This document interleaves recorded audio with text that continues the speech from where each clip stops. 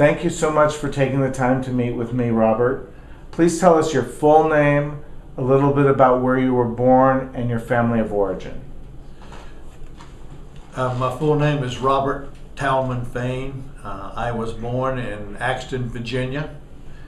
I come from basically a Scotch-Irish background on my father's side. They basically migrated to this country like most other folks did many years ago. And I grew up basically there in the Axton area. Axton, in a town called Martinsville, small town called Martinsville, Virginia. I grew up there most of my life. It's a small rural farming type area made up of just a lot of small towns. Right, it's not far from the North Carolina border. It's about 8 miles from North Carolina. Tell us about your siblings. I have 2 sisters and a brother. I have an older sister. My older sister lives in Eden, North Carolina. My older brother lives still lives in Martinsville, Virginia. He's lived there all his life. And my younger sister, lives in a place called Fort Mountain, Virginia. It's probably about 25 to 30 miles from Martinsville. And where my sister lives is in Eden, North Carolina, is only about 15 miles from Martinsville. So they basically, all 3 have stayed there all their lives. My sister was basically a housewife all of her life. My brother-in-law passed away just a few years ago. My younger sister, same thing, has basically been a housewife all of her life, and her husband works, he's a supermarket manager. My brother just recently retired, and he worked in the industrial area most of his life. When he retired, he was a power plant manager for Bassett Furniture Corporation. Okay. What, if any, religion were you raised in? I was raised as a Methodist. My mother, that was my mother's choice. She grew up as a Methodist, and she raised all 4 of us children as Methodist. And you went to school in that same area in Southern Virginia? I went to school at Martinsville High School in Martinsville, Virginia until my junior year. And in my junior year, I dropped out of high school in my junior year and joined the military. The Air Force? The Air Force. Out of all the branches that you could have chosen, why did you choose the Air Force? It was kind of my brother-in-law at that time, my older sister's husband, had joined the Air Force to avoid the draft. He did not want to be drafted. He wanted to make his own choice. He joined the Air Force. I came basically from a Navy family. My dad, and all of his brothers, all of my mother's brothers and everything, they had all been Navy. And I actually went and talked to a Navy recruiter, but while I was talking to the recruiter, I was only 5'5" and I weighed 115 pounds. And they looked at me and said, "You'd make a good submariner." And I said, "Not me, I'll go someplace else." And so I chose to follow my brother-in-law, and I joined the Air Force. You went on to finish high school, is that correct? Yes, I finished high school in the military, and then I went on to get, through time, I went on to, got 2 years of college. Mm-hmm. What did you study? Business administration. Mm-hmm. How come you didn't finish a bachelor's degree? Just a lot of things got in the way. Basically, at that time, the military, when I started, the military started basically ship you around a lot, and so I was piecemealing my college classes, and then when I retired from the military, I actually attended San Juan College in New Mexico, Mesa Community College in Arizona, and then I took some classes at Arizona State because I was on staff there. And then shortly after that, we had to leave Arizona and go to New Mexico due to the illness of my mother-in-law, and I went into law enforcement from there and just never found the time to finish it. What did you like about law enforcement? I chose law enforcement, I guess, because I had spent my whole life from the time that I joined the Air Force at 17, and I spent 24 years in the Air Force. I had spent my whole life in service, and I guess that's where I put my dedication. It seemed a similar culture. Right. So, and when I had the chance to go into law enforcement, then of course I went into law enforcement, and that's, you know, spent my time there. How did you meet Nancy? I met her in Albuquerque, New Mexico. I was stationed at Kirtland Air Force Base in Albuquerque, and I was introduced to her through a mutual friend. Actually, he was dating Nancy, and he hooked me up, or wanted to set me up with her sister. So we all got together, and as it turned out, the next time we switched, and then of course Nancy and I went on from there, and then of course we're married. Tell us about your children. My oldest daughter lives in Farmington, New Mexico. She is married. Her husband works for an oil company there in New Mexico, because that's a major oil field area. And in fact, he works for ExxonMobil. He's a maintenance supervisor, and he is a part-time minister in the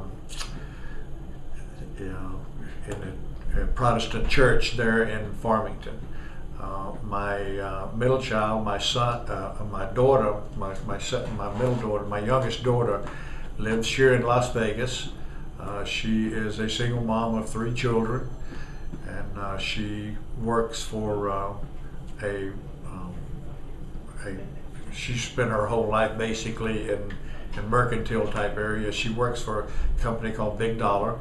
And my son, my youngest child, he also lives here in Vegas, and he works for a company called Bartech Incorporated, and he's the West Coast project manager for the company. And what they do is the electronic computing equipment that's in most of the major hotels, the electronic bars, smart room systems and all that, he is responsible for, he helps design the systems to go into the buildings, and then goes in and gets it installed, and then sees to it that it gets maintained.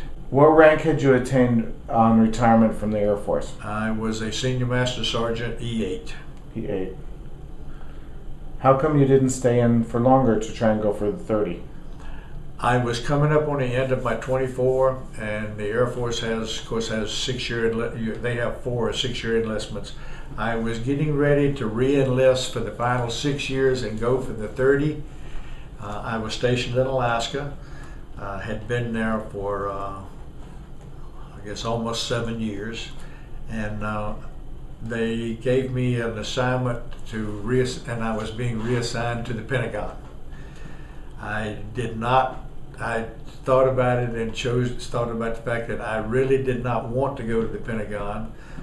After spending 24 years in the military, and being a Senior Master Sergeant, there is it's kind of hard to put it, but basically there's a lot of senior non-coms and stuff at the Pentagon that are what I call basically pencil pushers.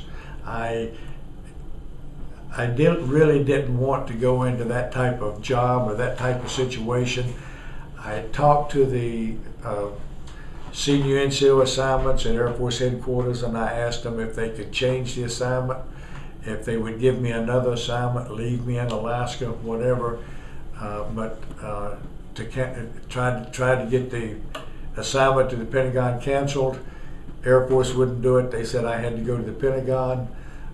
It's a 4-year controlled tour. I did not want to spend 4 years in the Pentagon, so I told them, well, what happens if I don't want to go to the Pentagon. They said, you either have to go to the Pentagon or you'll have to retire. So I chose to retire rather than take the assignment. Did it seem like it would be too high a profile being around all the brass and in Washington and all? No, sir, because at the time that at that time, I was working directly for a 4-star general. So the high profile really didn't bother me because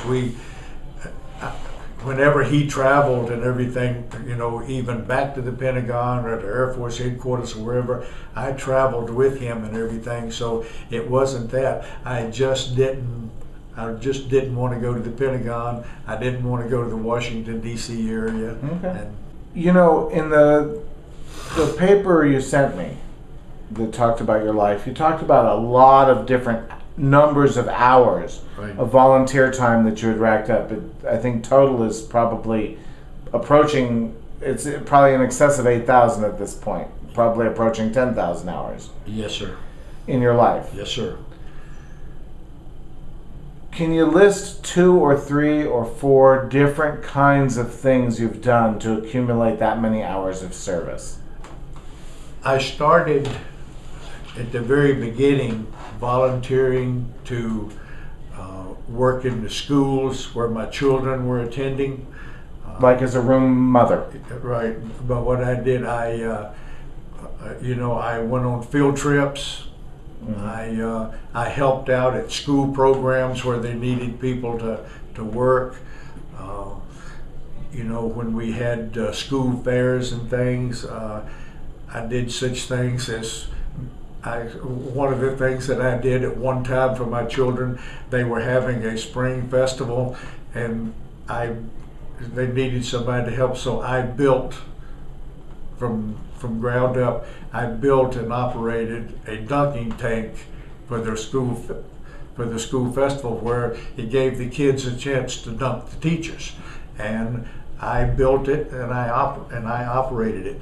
I was a member of the PTA in just about every school that my children went to. I was in charge of several different parent organizations along the way, and through the military I had been trained to drive buses. So you had a chauffeur's license? So I had a chauffeur's license. So a lot of the times when they did not have bus drivers available, I volunteered to go in and drive buses so the children could go out to different programs. What did you feel when you were helping the school, helping specifically your children's classroom or just the school in general? Why did you do that, and what did you feel about it, and what did you get out of it? I would have to go back a little bit to my background to be able to explain this. My father was a man who taught me that if you are going to do something, do it right. The other thing, one of the very first things that he taught us as we were growing up is that you owe something back to your fellow man.